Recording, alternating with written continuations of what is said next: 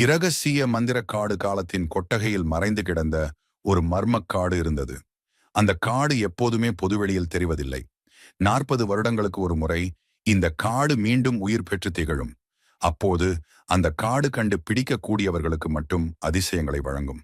கண்ணன், லீலா, மோகன் மற்றும் சுந்தர் ஆகிய 4 நண்பர்கள் இந்த காடை பற்றி கேட்டு மிகவும் ஆர்வமாகினர். ஒரு நாள் அவர்கள் இந்த மர்மக்காடு பற்றி ஆராய்ந்து அதை கண்டு பிடிக்க முடிவு செய்தனர். அவர்கள் 4 பேரும் மாலை பொழுதில் அங்கிருக்கும் கடற்கரை பகுதிக்கு சென்றனர். அவர்கள் நேர்த்தியான ஜீபியுடன் காடு நோக்கி பயணித்தனர். காடு மெல்ல அவர்களை சுற்றி ஒடுங்க ஆரம்பித்தது.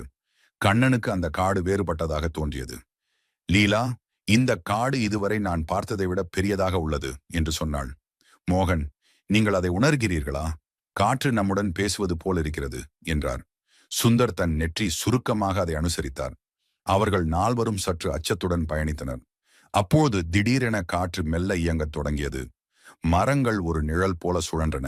அவர்களுக்கு முன்னால் ஒரு பெரிய நுழைவு வழி தோன்றியது.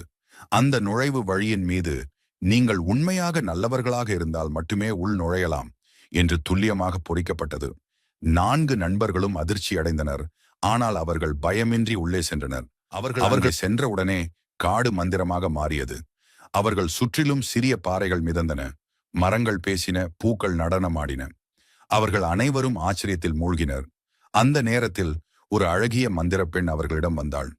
நீங்கள் இந்த காடு எதற்காக வந்தீர்கள் என்று அவள் கேட்டாள்.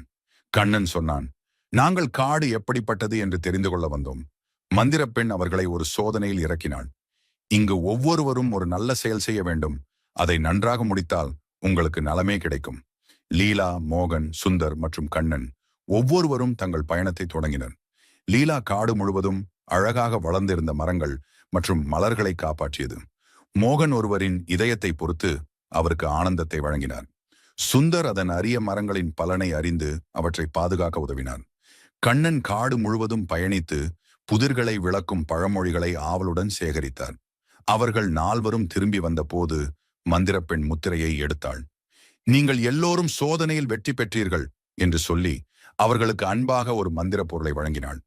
அந்த மந்திர பொருள் அவர்களின் வாழ்வில் நிலைத்த நலனையும் செல்வத்தையும் தரக்கூடியது.